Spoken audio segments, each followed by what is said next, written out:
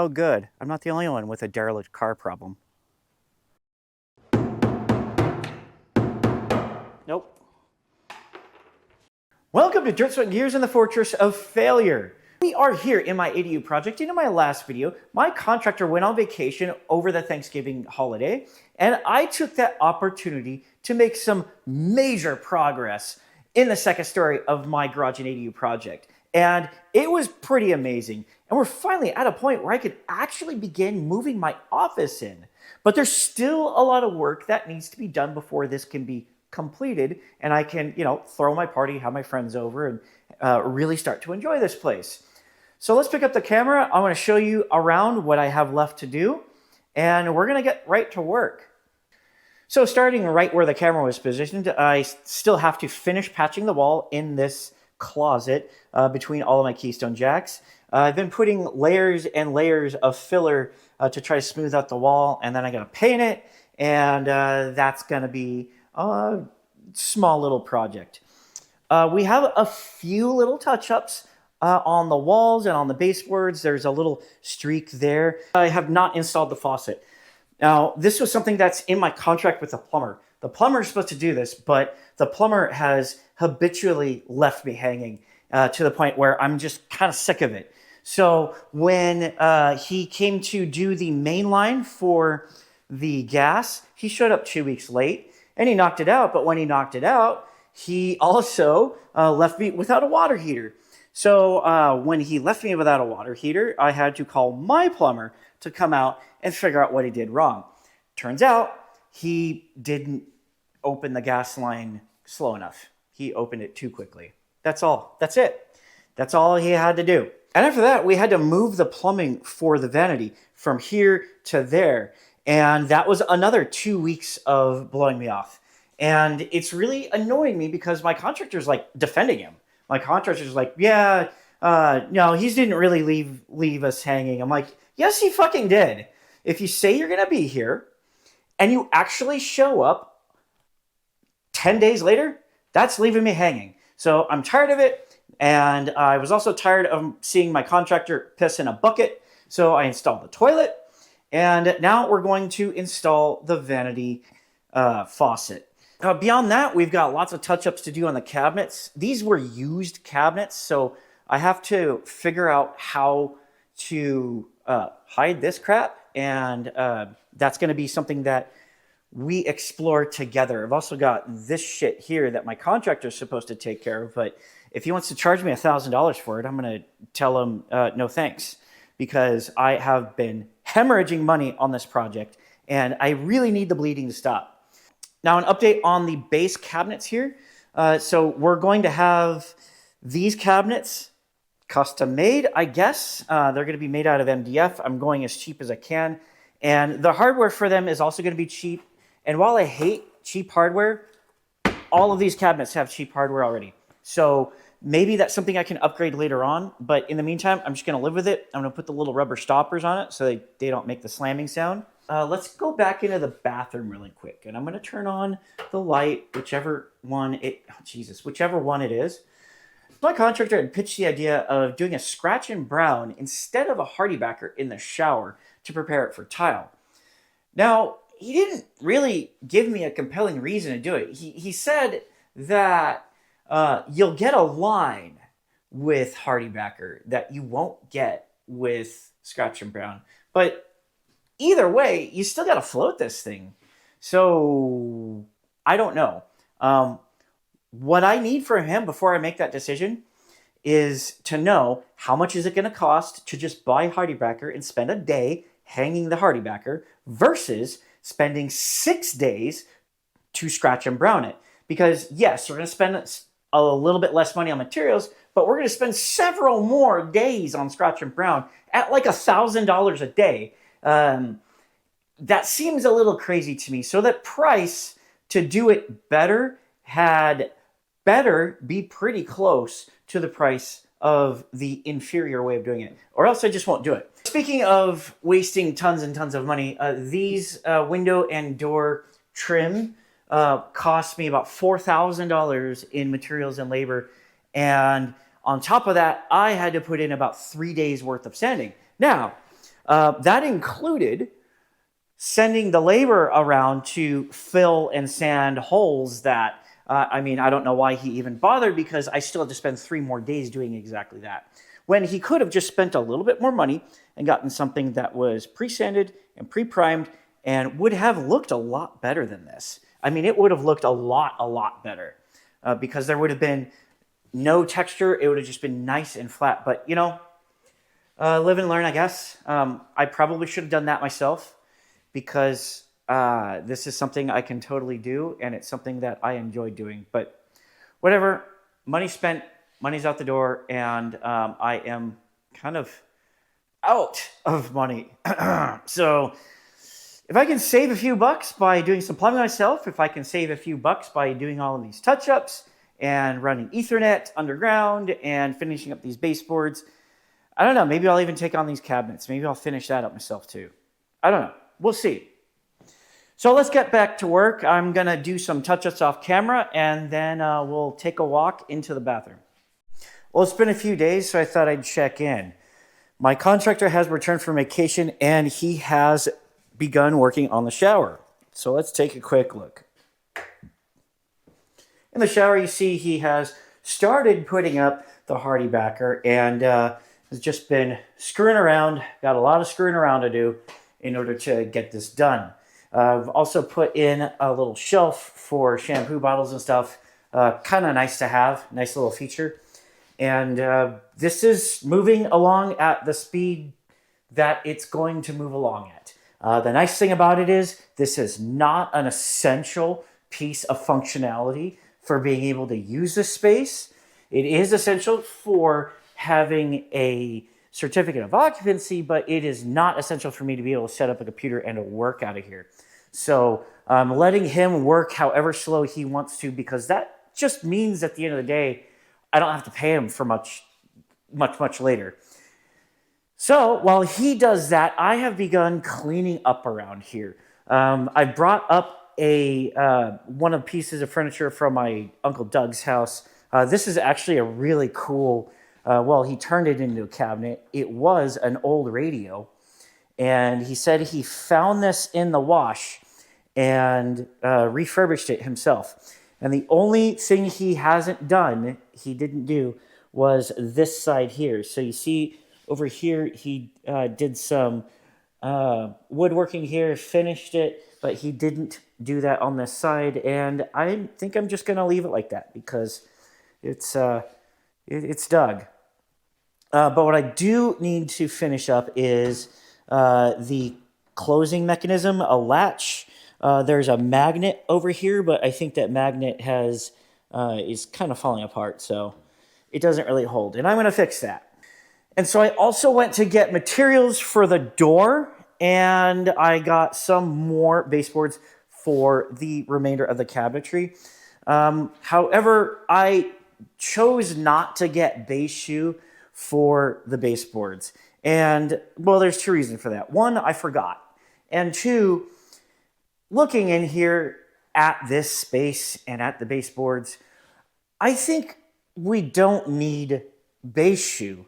I think what we need is furniture, because the only reason you see that the baseboards have a little bit of unevenness going back and forth is because you see the entire run of baseboard from wall to wall. And when you stand here and you look at it in a very specific way, in a very specific light, you start to see how uneven it is. But once you have furniture in there, you're only going to see little segments here and there, and you're not going to notice really hardly any imperfections at all at that point. It's just going to look good. So I'm just going to go ahead and get furniture. If I put some furniture up here and say, oh, well, I really need some base shoe, I'm going to go do it. But for now, screw it. We're good. Also going to clean the windows pretty soon. I just got to bring the window cleaner up. I've cleaned the cabinets, though, and they look reasonable. For $1,500 for all of these cabinets is what I paid for them. They look pretty damn good. And I spent about another $3,000 having them installed, but there's still some work left to be done, like fixing all of that crap, fixing some of that crap, and couple of little crown moldings up there. But otherwise, I'm just, this is great. For the money I spent, this is fantastic. Let's go downstairs because I'm not done yet. If we come around to the side here, well, we have even more boxes, but I have started running the piping for my Ethernet. I've dug the trench. The trench was fairly easy to dig because it had already been dug up.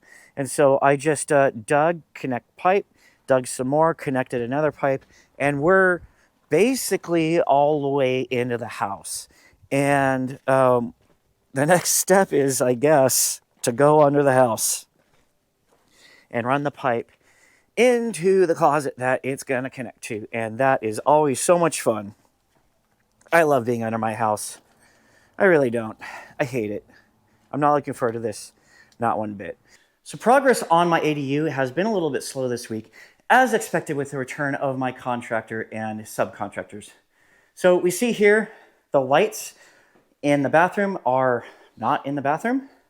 And that is because my electrician has returned to make 4 giant holes in the bathroom. So this took him 2 days, 2 full days to do that. He's not getting paid for 2 full days, I'm telling you that. So we moved this outlet over here and we put a blank over this. And of course, my contractor is responsible for covering up those holes. I'm not going to do it. I can do it, but I'm not gonna because I'm not paying for that. This was my electrician's fault, not mine. I am paying for that, but I'm only paying for, an hour or 2 of work. I'm not going to pay for 2 days. So my contractor's going to fix these holes. And with that blank plate, well, we're going to put a mirror over this, and that's just going to hide the blank plate. So I think we're going to be okay in this bathroom.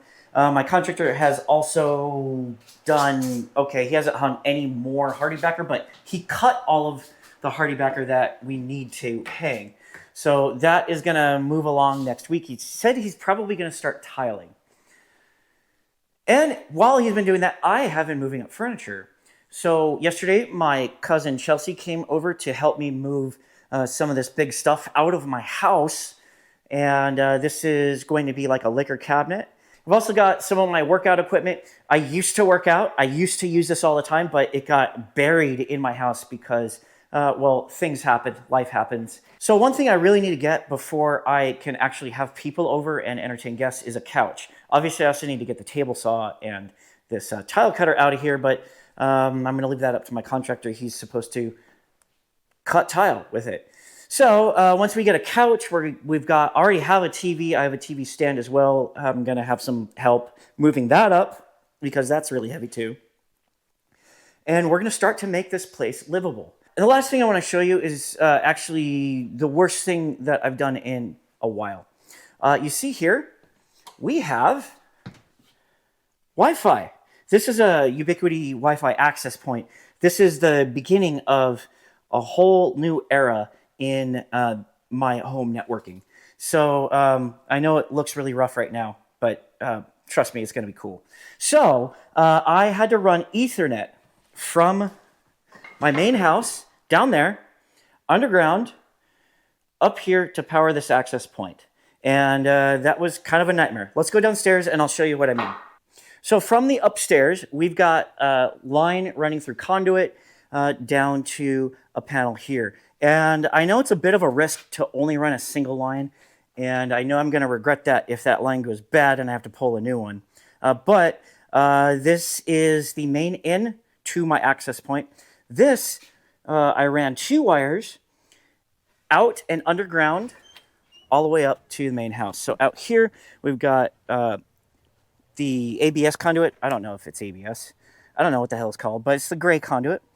And then over here at the access to the main house, I had to go under the house and connect a few twists and turns to go up into the network closet inside this house.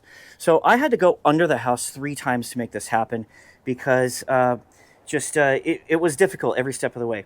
And my electrician was nice enough to leave his electrical fishing line, and that was a help, but when it came time to pull through these twists and turns, the hook on his line kept getting caught on something. So I couldn't run a pole from the closet all the way out to the garage. I had to cut the conduit into sections and pull through each section. I started out in the garage, and then once I got through the main run here, that was really easy because there's nothing to worry about. And then once it came time to these twists and turns underneath the house, it kept getting stuck on like a coupler or something. It would come up to one of these couplers here and just get blocked. And so I had to go under the house again to pull it through a section and then push it up into the closet. And that was all really, really much harder than it should have been. But that's how life is with me sometimes. So anyway, after all that work, I do finally have Cat 6 run up to the main house, and we have proper Wi-Fi that is not just wire laying out on the ground. So obviously there's plenty of cleanup work to do with my Cat 6 installation. So that's going to be the next step of this. Really, I'm not going to record any of that because it's not worth making the content for. Just really, it's going to be tucking things in, hiding things away, and making it look pretty. And so I'll check in with you once that's all done. So to continue our theme of adding functionality to the ADU, we need to make a door for the bathroom. I've measured the door opening, and it is about 31 by 80. I want to go a little bit wider than 31 because we're not putting the door in the frame. We're putting the door over the frame. So I want a little bit of an overlap on either side. That way, when the door is closed, you're not looking through and seeing, someone on the shitter. So we're going to cut this at 33 inches wide, and we're still going to do it by 80 inches tall because at 80 inches tall, when we put it on the rack, the rail to hang the barn door, it's going to sit about, 3/4 of an inch off the ground. So I think we're good to go. We got our measurements, and now I just need to draw it up on this piece of plywood. I got finished plywood. This is plenty expensive, but I got 2 sheets just in case. I wanted to make sure that I have enough, not just to cut the door, but to be able to make some accents and trim pieces around it. So let's get started. So to make this happen, I've got my circular saw, I got a T-square, I've got a marker, I got a measuring tape, and I got safety goggles. Oh yeah, we also need a battery.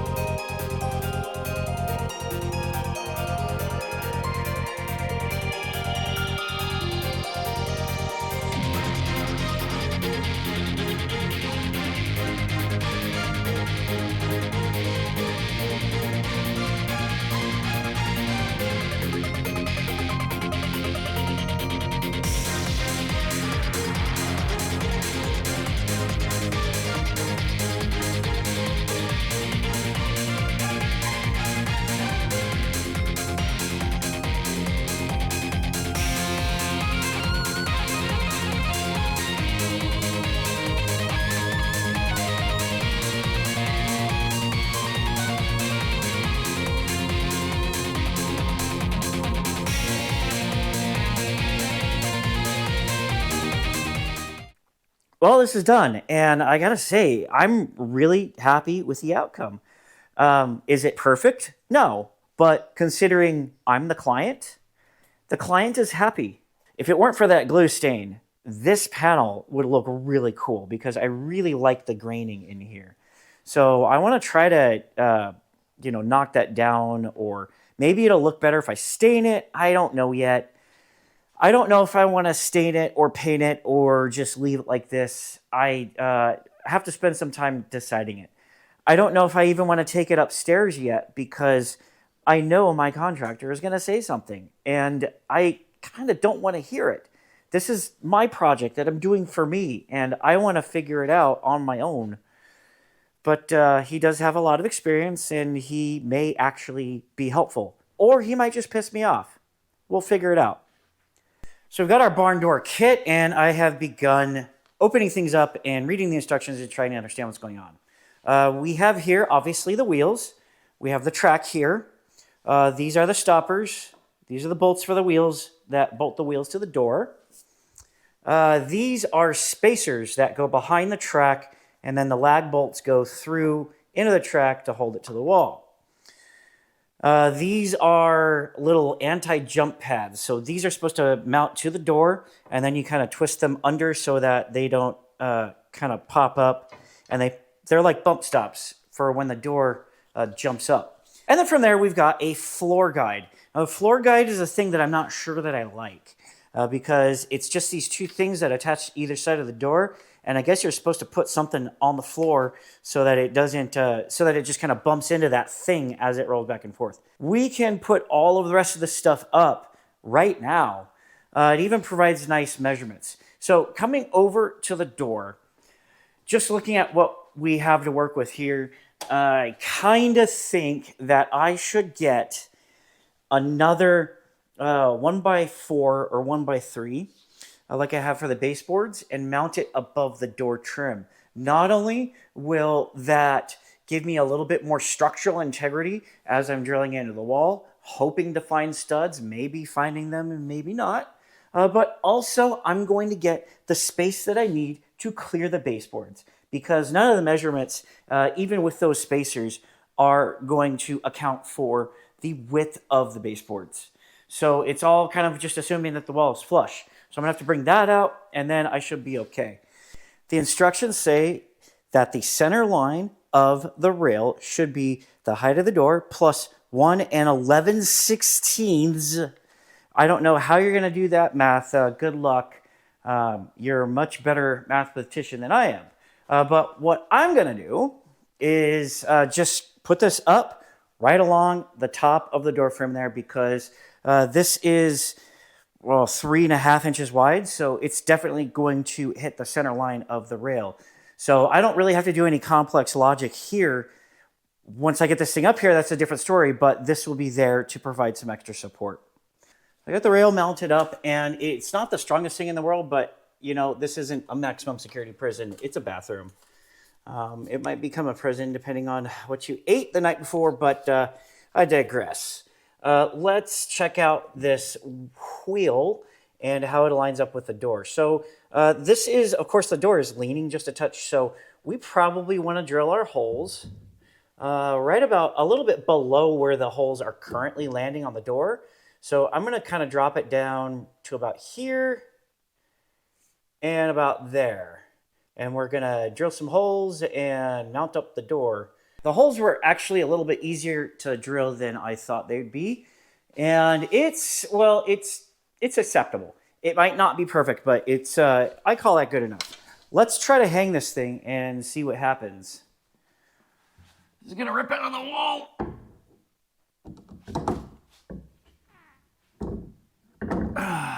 Okay. That's not bad.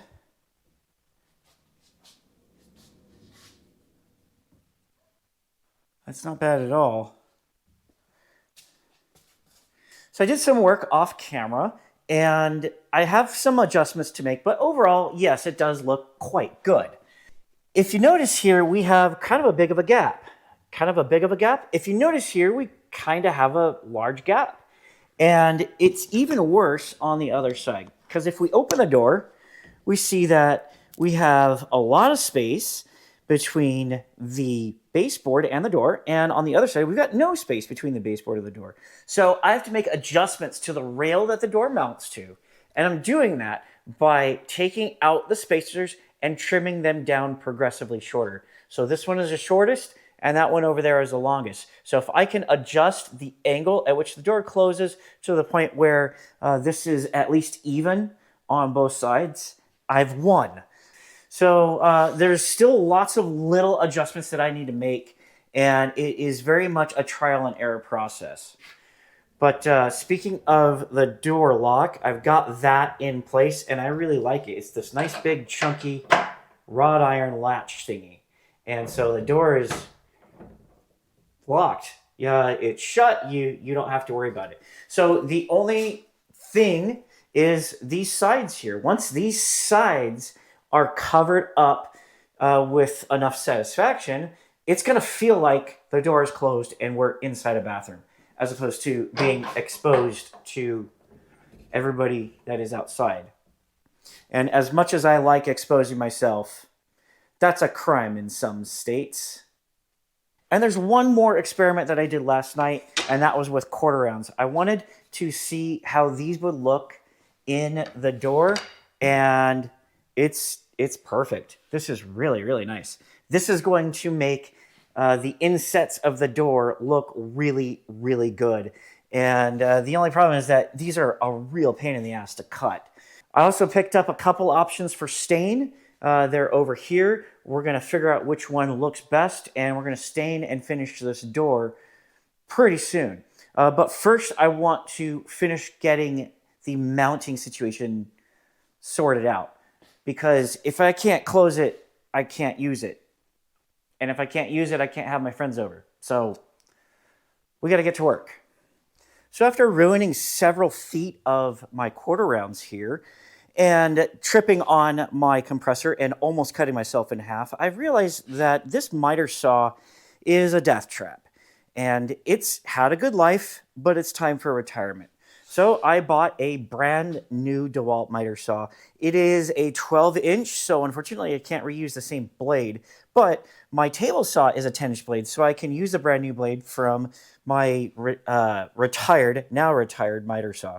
So let's get this thing unboxed because I am really looking forward to using it to finish up this door project. I've filled all of the nail holes as well as some of the gaps that were in between some of these panels. And aside from a few get out of my house details, this looks really, really good. I think we are ready for stain. If you look really closely here, you'll notice that I had to cut out a little piece and nail it in at the bottom here. That's because there was some mold at the end of this panel, and I did not like the idea of having mold on a brand new door. So I cut it off, and that's what we have. And we are going to set up the camera when we do a time-lapse. And that's because I think watching a time-lapse staining this door is going to be pretty satisfying. It's so satisfying. Let's get started.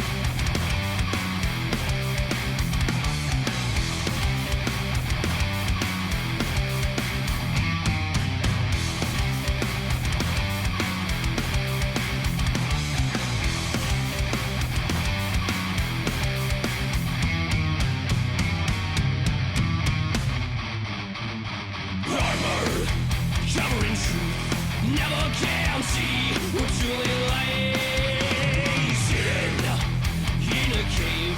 Now it is time for me to start in my brain. I take out innocent things, no thought through this gruesome man. Obey, trust one else, the commander of the beast. Vanity consumes the beast, will not set him free yet.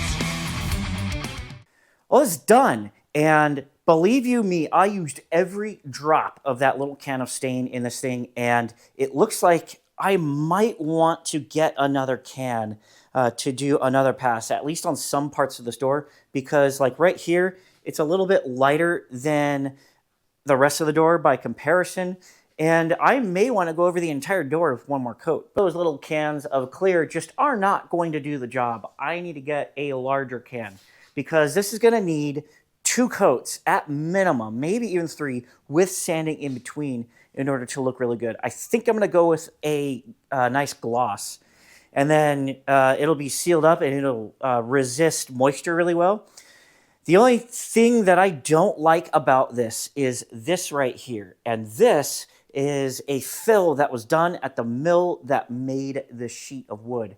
And I didn't notice it until well after I had built this door. So I just have to live with it. And these side pieces that I added here to cover up the raw wood just came out so good. And it just looks killer.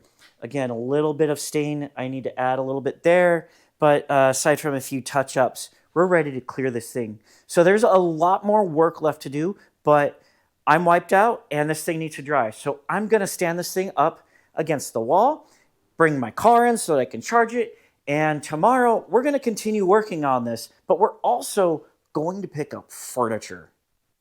I have finished putting down 2 coats of clear with a sand of 800 grit in between, and I think I'm ready to do the final prep. One of the reasons why I'm not doing more coats is mainly time. I need to get this door up before New Year's Eve. It is currently Christmas Day, and I still need at least a whole day on the spacers for the rails that this thing rolls on. You see them over here.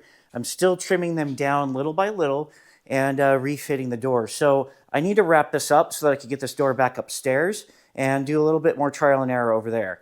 Now this next step may be a little unconventional. It may be even a little controversial, but I'm going to hit this with another light sand, and then I'm going to do a cut, polish, and wax with my car products over here. Now, I've done this before, and I really like the results, especially with my dad's cedar chest restoration project. That video does really well on YouTube as well. And no one's really made a comment about my process there, so I'm going to do it again over here on the door. If you know of a better way of getting a perfect polish on some woodworking, feel free to leave a comment.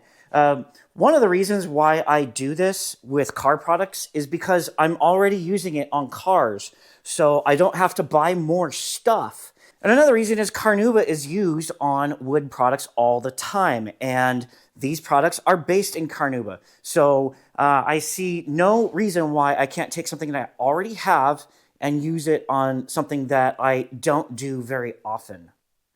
So before I talk about my process, I want to reiterate, I am not a professional. I have no idea what I'm doing. Nobody taught me how to do this.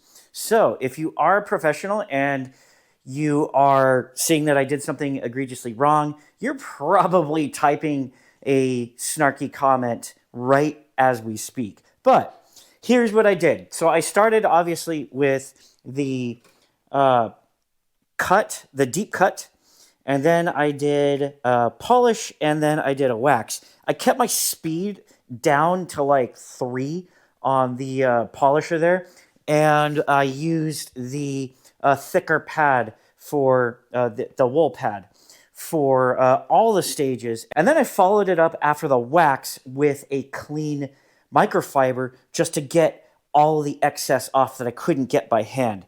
And I'm really, really happy with this result. Could it be better? Yes, absolutely. It could stand probably 3 or 4 more coats of clear before even doing this. But given the time constraint and given my goals for this project, this is as good as I need it to be.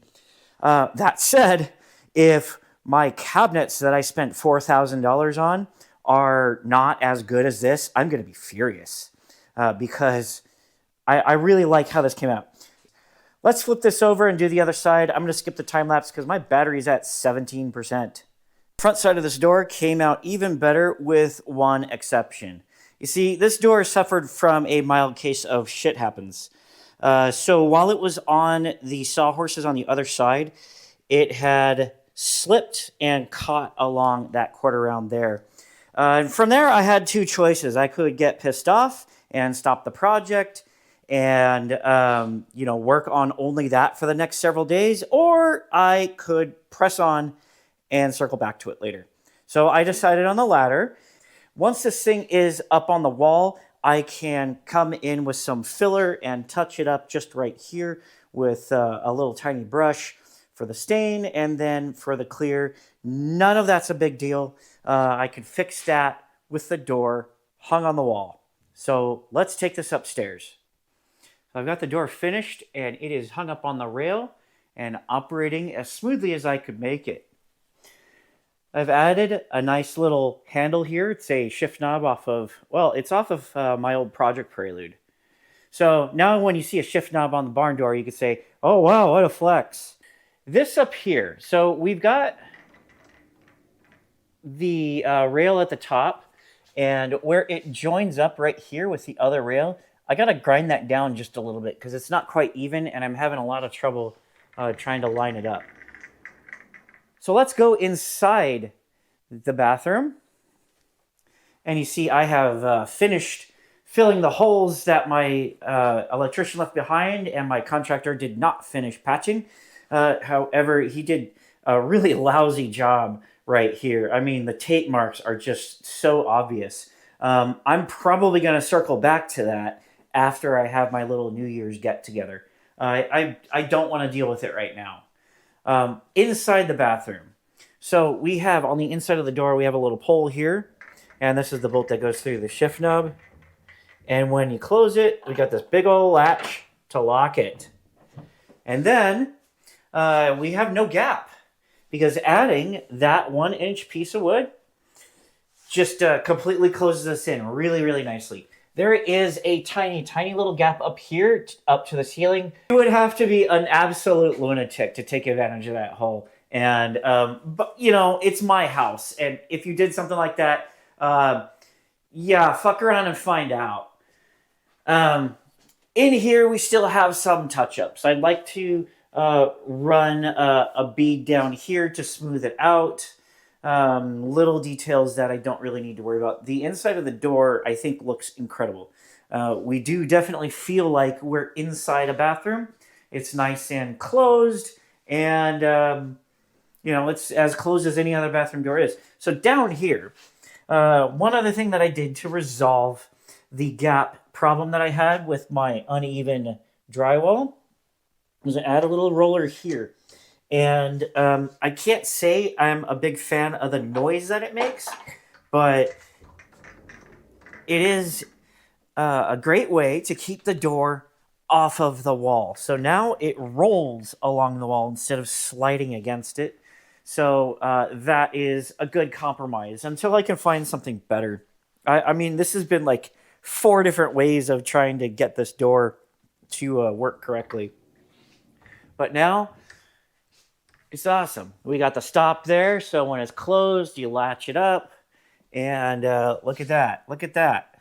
It's just, it's so good. It's so freaking good. And it looks great. If I had to do this again, I would probably stain the door a darker color. Because, you know, I was trying to get in the ballpark of the cabinets, and it certainly did. But if we look at the other furniture that I brought in, that's really dark. Those are really dark. That's dark. That's dark. That's dark. That's dark. That's dark. That's dark. That's dark. And that is, well, that's kind of almost, no, that's definitely darker than the cabinets. Everything is darker than the cabinets. So, you know, if I were being a real snob for color matching, I would be pretty upset by this. But I think all that means is I need to bring in more colors like that so that it makes sense. And another reason why I'm not upset about this at all is because, well, if you're going to come over and criticize the custom barn door that I fabricated myself, I'm going to refer you over to this door over here. Because not only does this door over here have a lot more flaws, but it is also the door that you can open up, walk through, and leave my property never to come back. So yeah, we do have a lot of work to do to this door, and I'm probably going to make it the same color as the rolling barn door. You see over here at my desk, I have an enormous patch job because I screwed up. I was trying to wall mount my Apple monitor over there, and I drilled the holes and then realized that I missed the studs. And I kind of might have lost my shit because I drilled a whole bunch more holes just for the hell of it. And then I cut a square out so that I could locate the stud by hand and realized that I was off by less than half an inch. So yeah, it's not a good feeling, but it's fixable. And while we're talking about stuff, I've got a couch and a recliner. That's something that I just picked up just the other day from Ashley Furniture. And we have here, this octagonal table used to be my grandma's, and it used to store all of the tabletop games. So I'm going to put all of the tabletop games back in it, and that's going to continue to be the gaming table. But we have, on top of it, the bridge of the Enterprise because it just fits perfectly. So I intend to fill this place with really cool stuff like this. And I've begun doing that in this cabinet. I want to put lights in here. I have a lot more things to put on the two bottom shelves. And it's just, it's so cool. It's so cool having my Star Trek figures out on display like that. And I've got more that I'm going to just kind of put all over the wall up there. It's so much fun. I've also got my party cabinet all set up. I used to have my Star Trek figures in this cabinet, but since I have a whole new cabinet for them, we're going to use this for like specialty whiskeys or whatever, and fancy glasses, and just stuff that I want to open up, maybe once a year or something like that. And we've got my wine fridge stocked, and we also have my beer fridge totally stocked. And since we have finished doing a whole bunch of work in this video, I think it's only fair that I open up a beer.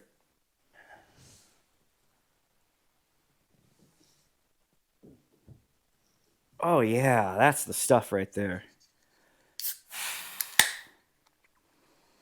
Well, obviously that's going to wrap it up for this video. I've got a whole lot of work done, and now I can finally start to use this place. We're probably not going to see too many more projects up here on the second story, mainly because, well, we're basically done. We got maybe one more video's worth of content to shoot between the door and some of the touch-ups and some of the contract work. And also, I do want to have a final walkthrough when it's done, just for fun, because we're going to have a lot of artwork going up. We're going to have, license plate wall that I want to put up probably back there, and all of just the really fun stuff that just make this worth doing. I gotta admit, it's really kind of hard to sum up the way I feel when I'm in this space while talking to a camera. It's almost intangible. This is 8 years of my life, which as of now is about 20% of my total life spent on this construction project. An amount of money that, for me at one point in my life, was absolutely unimaginable. And the fact that I had to go through all of the things that I went through, the pandemic, having money stolen by a good friend of mine, the electrician, the plumber, all of the little bullshit that happened along the way. The garage doors getting dropped by the insulators, the drywallers putting walls up out of square. These are all things that you expect some of it to happen to a lot of people. But for all of these things to happen to me in the same project really goes to show just that I'm not a lucky person. Things don't just happen to me. Things don't come easy to me. Everything is a struggle, a battle, but that doesn't take away from the fact that it's worth it. It doesn't take away anything from this experience. If anything, it makes me more rooted in this place that I've built. With a 3-car garage and a huge wasteland to store derelict trucks in, I can live the life that I want to live. That alone makes all of this worth it. Because instead of building this, I could have put the money in the market and probably been planning my retirement by now. But in order to live the lifestyle that I want, I would just be beginning that journey now instead of arriving at the conclusion that I'm at now. And that makes it worth doing. I hope that makes sense. So if you like what you see, like, share, subscribe, and comment. And if you don't like what you see, well, I can show you a door that has a lot of things you won't like seeing. And maybe you'll like your journey on the way out. Thank you, and I'll see you in the next video.